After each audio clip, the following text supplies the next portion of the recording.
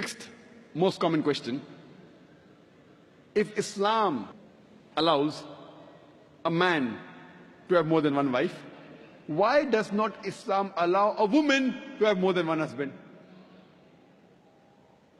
As far as marrying women is concerned, the categories of women a man can marry is clearly specified in Surah Nisa, chapter 4, verse number 22 to 24. And it's mentioned in Surah Nisa, chapter 4, verse 24, that you cannot marry a woman who's already married. That means in Islam, a woman cannot have more than one husband. Before I give you the real reason, imagine there's already a scarcity of women finding husband. If a woman has more than one husband, this scarcity will increase. It will multiply the problem. Let's analyze what are the logical reasons that Islam prohibits a woman to have more than one husband. When a man has more than one wife, and if any child is born out of that wedlock, you can easily identify who is the father as well as who is the mother. But if a woman has more than one husband, and if a child is born, you can identify the mother, but you will not be able to identify the father. And if you go to admit that child in school, and if they ask you what is the name of the father, you may have to give two names. And today psychology, they tell us that identifying the parents is very important for a healthy childhood, especially the identity of the father. If you cannot identify the parents, the child has a lot of mental trauma.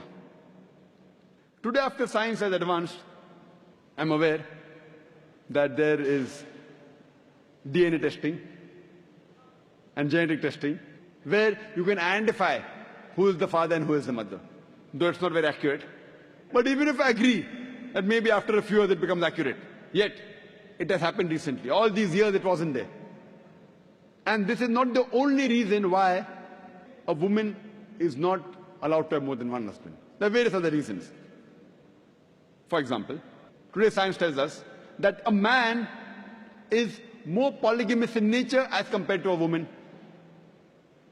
Today science tells us that because of the various behavioral and psychological changes that take place in a woman during menstrual cycle, she cannot do the role of multiple wives simultaneously. Whereas a man, he can do the role of multiple husbands simultaneously.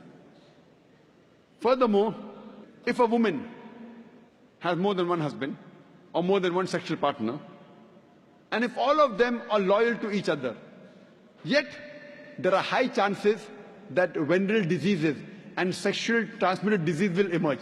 And it can be retransmitted back to the man.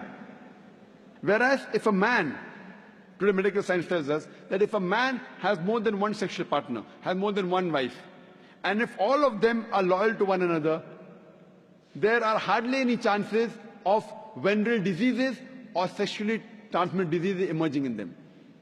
So scientifically also, and medically, it's no problem for a man to have more than one wife, but it's problematic for a woman to have more than one husband.